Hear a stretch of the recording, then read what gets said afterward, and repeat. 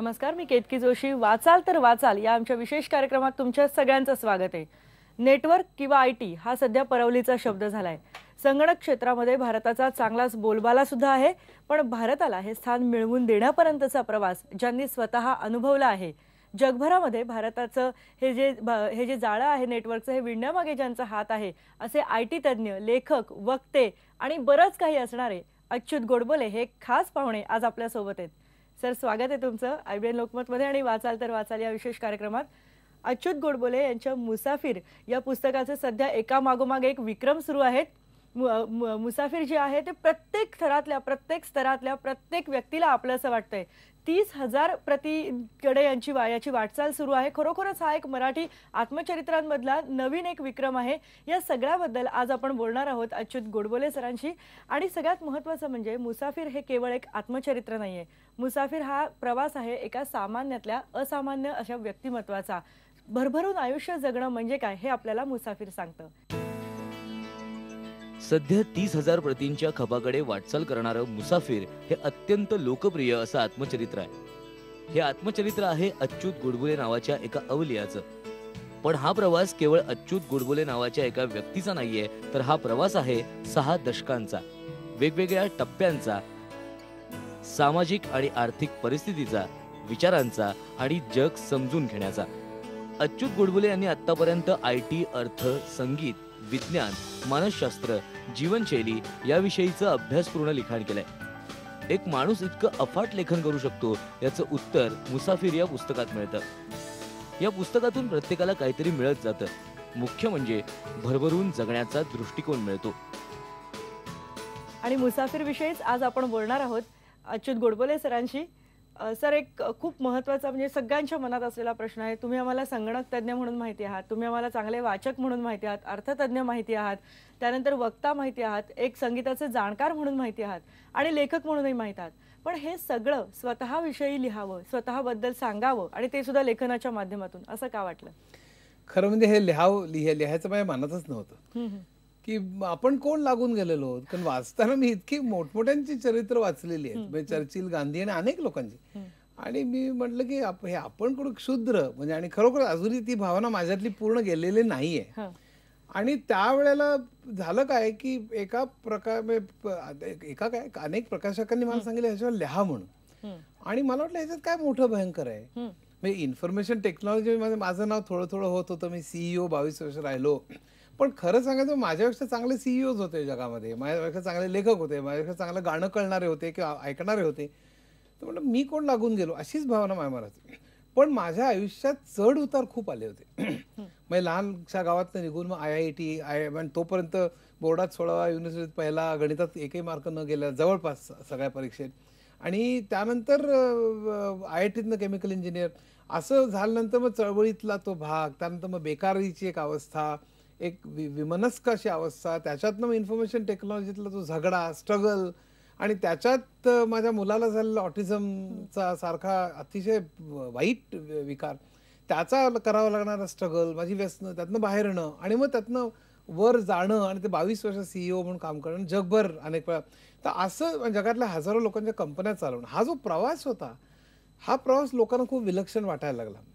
आणि त्यातला प्रत्येक मुद्दा बघितला तर काही भयंकर नव्हता. म्हणजे मगाशी सांगितलं तसं गाणं, अर्थशास्त्र, संगणक किंवा संगीत, ह्या सगळ्या ह्याच्यात माझ्यापेक्षा खूप मोठे लोक आहेत. पण अशा तऱ्हेचा प्रवास लोकांना खूप आवडायला लागला. आणि माझी भाषणं गाजायला लागली, लोक गर्दी करायला लागले. आणि त्यावेळेला म्हणजे शंकर वैद्य आणि रत्नाकर मतकरी एका माझ्या रुईयामध्ये मुलाखत झाली, त्यावेळी म्हणाले अच्युत ते सगळीकडे गेलं पाहिजे. मग माझी भाषणं व्हायला लागली, मग माझे लेख यायला लागले, माझी मुलाखती झाल्या. आणि मग मला असं वाटायला लागलं की खरोखर काहीतरी आपण अगदी ठीक आहे, ज्यांना आपण ग्रेट मानतो त्यांच्याप्रमाणे आपण एक शतांश असू, सहस्रांश असू, पण निदान हे मांडावं. आणि ते मांडता मांडता आपण कोणी फार नाही, ती भावना मुळापासून नव्हती, बरोबरनं दाखवण्याकरता नव्हती, अजूनही माझ्यात. आणि ते करता करता निदान तो काळ उभा करावा. IIT म्हणलं की IIT म्हणजे कशी आहे, चळवळी म्हणलं की चळवळीचा इतिहास, जेल म्हणलं की जेल, आणि इन्फॉर्मेशन टेक्नॉलॉजी कशी वाढली, नुसतं हवेतनं असं IT वाढलेलं नाही भारतात. या सगळ्याचा आढावा घेत घेत त्यामध्ये मी रुतलेला असा एक प्रवाह असा मांडावा. आणि मला वाटतं ते लोकांना खूप रुजलं असावं. म्हणजे मला असं वाटतं लोकांना आणखीन एक गोष्ट जी रुजली ती म्हणजे माझे फोन जे येतात आणि फोन अक्षरशः 3-4 हजार आले. बापरे. त्यातले काही 200-250 तर अक्षरशः त्यांनी मला आता काय वाचावं कळलेलं, मला पण लिहावंसं वाटायला लागलेलं आहे. माझी व्यसनं सुटली, मला नैराश्यातनं बाहेर आलो, आत्महत्येनं वाचलो, अशा तऱ्हेचे 200-250 मला ईमेल आणि SMS आले. म्हणजे मला भरभरून चांगलं काय वाटतं, 30,000 काय आणि 50,000 काय, कॉपीज खपणं हा एक भाग झाला, पैसे, प्रतिष्ठा, प्रसिद्धी हा एक दुसरा भाग झाला. ते मी नको वाटण्यात का संत झालेलं नाही, पण त्याच्या मागे मी कधी फिरलो नाही. पण महत्वाचा भाग असा की ते लोकांच्या मनाला कुठेतरी स्पर्श करून गेलेलं आहे, ह्याचा मला फार आनंद होतो. आता इतकी वर्ष मी लिखाण जे केलं, म्हणजे 22 वर्षानंतर 2-3 कोटीच्या नोकऱ्या सोडून मी लिखाणाकडे वळलो की किती मिळवायचे, त्यापेक्षा आपण मराठीतनं माझ्याकडे 4000 पुस्तकं जगातनं मिळवलेली, जमा केलेली, तर त्यातनं मिळालेलं जे ज्ञान आणि झपाटून टाकून मी बऱ्याच विषयात वाचन केलं होतं. 40 वर्षाची ही एक देणगी आहे. लोकांना वाटतं तुम्ही कसं इतक्या विषयाला लिहिता, ते असं नुसतं क्या खपेगा, आता काय विकलं जाईल अशा तऱ्हेने मी लिहित नाही. त्या मागची खूप मागे ध्यास आहे, त्याचं तळमळ आहे, शिकण्याचा एक हे आहे. आणि म्हणून मग मराठीतनं लिहिण्याकरता मी नोकऱ्या सोडल्या आणि मग लिहायला लागलो. आणि मग ती लिहायला लागल्यानंतर बरीच पुस्तकं लिहिली आणि शेवटी मला असं वाटलं की आपलं सगळी गोष्ट सांगावी आणि ती मराठीतच सांगावी, म्हणून मी मुसाफिर लिहिलं. आणि पुस्तकाच्या या विलक्षण प्रवासाविषयी आपण बोलतोय. या कार्यक्रमामध्ये आपण एक छोटासा ब्रेक घेऊयात. पाहत रहा वाचाल तर वाचाल.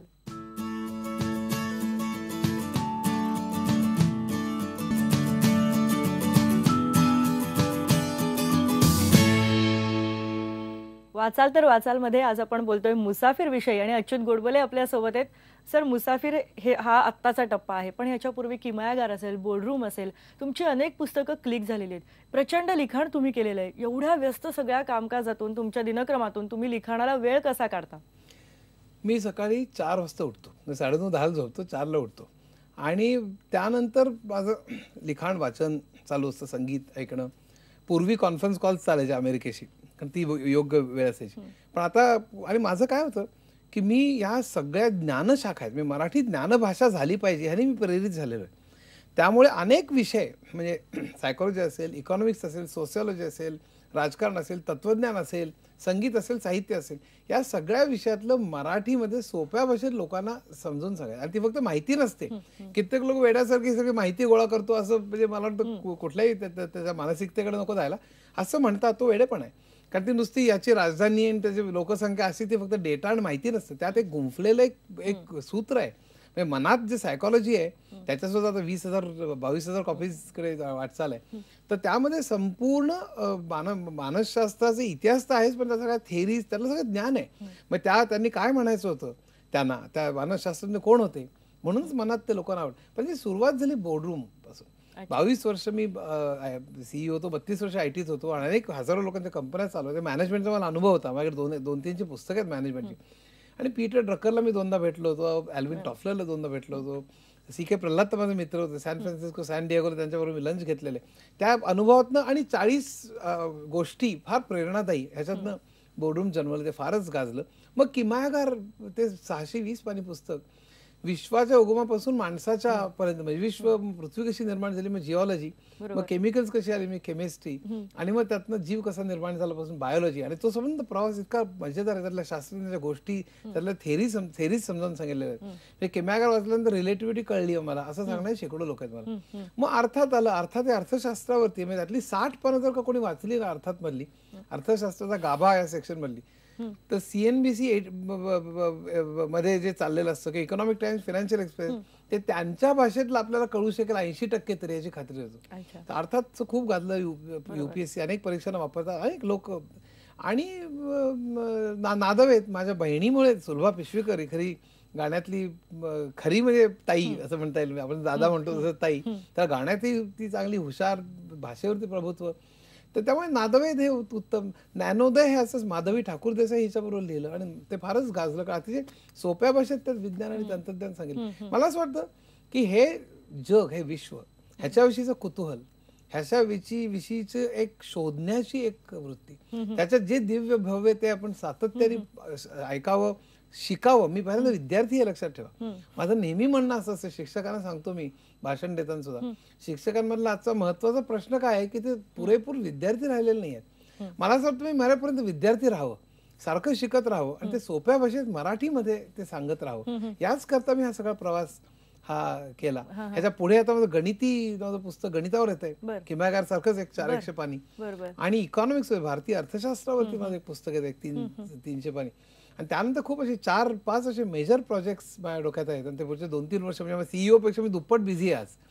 आणि मला असं वाटतं की हे या लिखाणात मी वाचकांपर्यंत पोहोचतो, त्यांचे भरभरून प्रतिसाद मिळतो. मला माझ्या आयुष्यात सेल्फ ऍक्च्युअलायझेशन मॅस्लो म्हणतो तसे परिपूर्णता मला खूप वाटते लिखाणात, आणि म्हणून मी लिहित जातो. सर, याविषयी तर आपण बोलणारच आहोत, मुसाफिर विषयी आम्हाला बोलायचंय, पण अनुभवांची शिदोरी असणारं असंच एक पुस्तक सध्या चर्चेत आहे.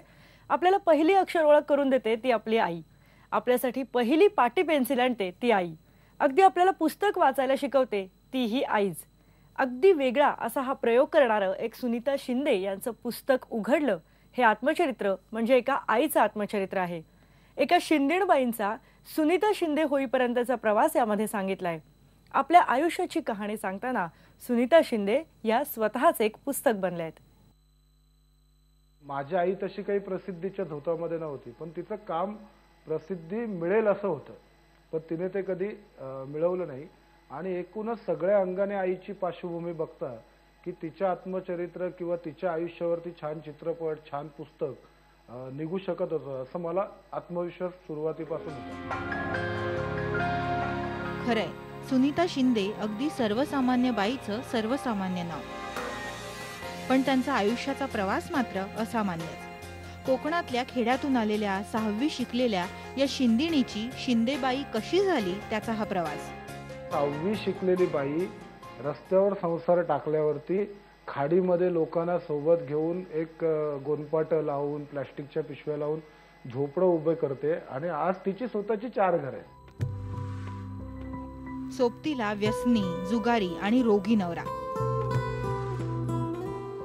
पण सुनीताबाईंच्या चेहऱ्यावरचं हसू ढळलं नाही. कसोटीचे क्षण तर खूप आले या वाटेवर. योगायोगाने आईला एका हॉस्पिटलमध्ये परिचारिकेची नोकरी लागली, आणि ती नोकरी लागल्यानंतर तिथल्या डॉक्टरांनी आईवरती चोरीचा आळ घातला, आणि तो आयुष्यातला सगळ्यात मोठा कलटणी देणारा प्रसंग होता की तो चोरीचा आळ घातल्यानंतर आईने चोरी न केल्यामुळे आई कोर्टामध्ये, लेबर कोर्टामध्ये त्याविषयी आईने संघर्ष केला, आणि ती केस आई जिंकली. सेव्ह द चिल्ड्रन या संस्थेच्या त्या संपर्कात आल्या आणि त्यांचा प्रवासच बदलून गेला. तिथेही 60 रुपये महिन्याच्या वेतनावरची शिपाईबाई ते प्रोजेक्ट ऑफिसर अशी त्यांनी मुसंडी मारली. सुनीताताईंच्या आयुष्याचं हे पुस्तक सुमेध वडावाला रिसबूड यांच्या शब्दांच्या मदतीनं आता आपल्या सर्वांच्या पुढ्यात आहे. 2 आवृत्त्या संपल्या आहेत आणि 3ऱ्या आवृत्तीच्या वाटेवर आहे. व्हिडिओ जर्नलिस्ट हेमंत बागुलसह दीप्ती राऊत आणि विनायक वंजारी, IBN लोकमत. लोक आत्मचरित्रामध्ये यशाची कथा सांगतात, यशोगाथाच सांगत असतात, पण अपयश आणि आपल्या चुकांबद्दल फारसं उघडपणे कोणी बोलत नाही. मात्र याबद्दल मुसाफिरमध्ये बरंच काही लिहिलेलं आहे, आणि यामागचं रहस्य काय आहे हे अच्युत सर आपल्याला सांगणार आहेत, पण एका ब्रेक नंतर.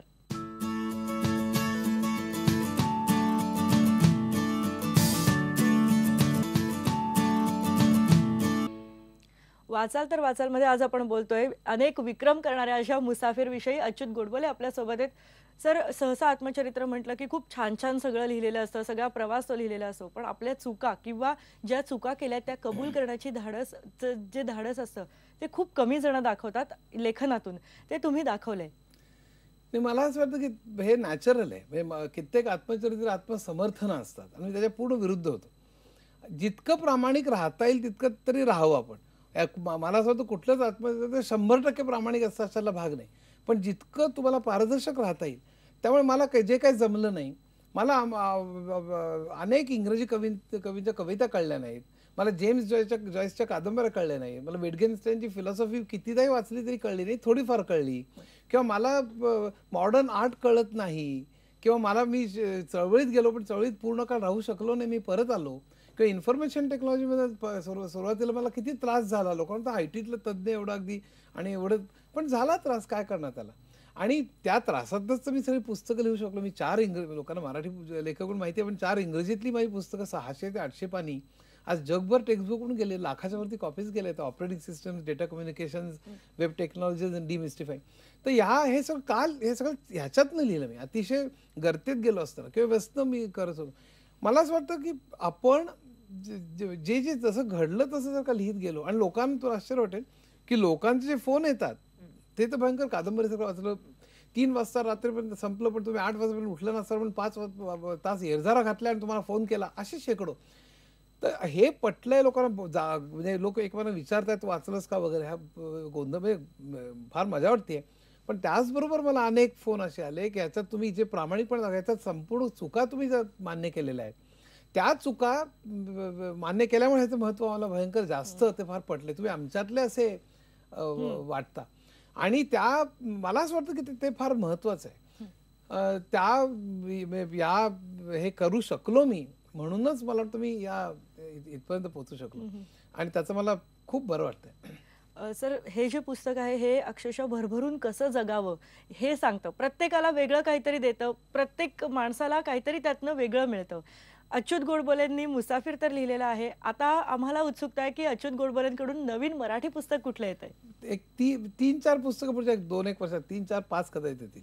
म्हणजे माझं पहिलं मागाशी सांगितलं तर गणिती, आणि गणिती हे गणिताचं एकमेकांसारखंच आर्यभट्टापासून ते अगदी लेटेस्ट गणिताच्या थिअरीज, हे गणित शिकवणारं पुस्तक नसेल, पण त्याला गमती जमती मारामाऱ्या गणितज्ञ त्यांचे आयुष्य, आणि त्याने काय कॉन्सेप्ट मांडल्या, म्हणजे कॅल्क्युलस त्याचं काय कॉन्सेप्ट आहे, ती कशी मांडली, सेट थेअरी, गेम थेअरी, कित्येक मजा आहे. म्हणजे प्रॉबॅबिलिटी थेअरी जुगारातनं निर्माण व्हावी उदाहरणार्थ, किंवा गेम थेअरी, किंवा अशा अनेक गोष्टी येतात. फार मजा येतात गणिताची. ते 401 पानी पुस्तक येईल.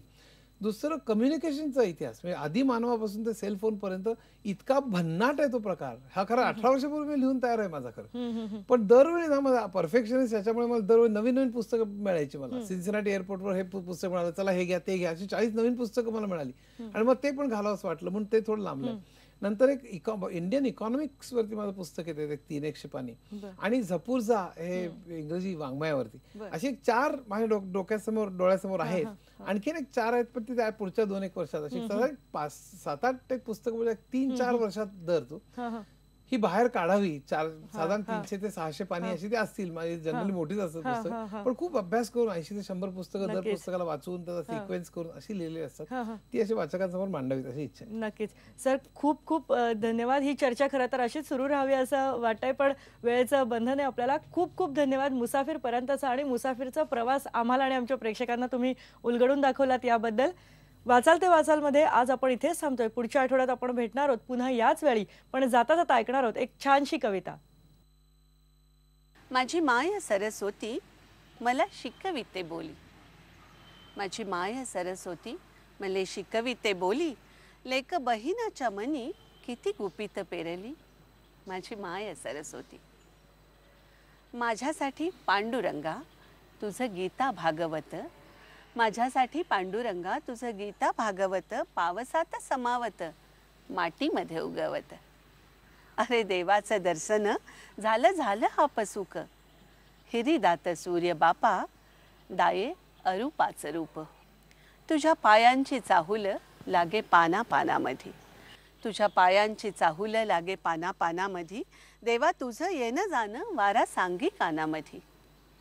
फुलामधी समावला धरत्रीचा परमय, माझ्या नाकाला इचारा नथनीला त्याचे काय, किती रंग विशी रंग रंग भरले डोळ्यात, माझ्यासाठी शिरी रंग रंग खेळे आभायात. धरती मधल्या रसानं जीभ माझी सवादते, धरती मधल्या रसानं जीभ माझी सवादते, तव्हा तोंडातली चव पिंडामधी ठाव घेते.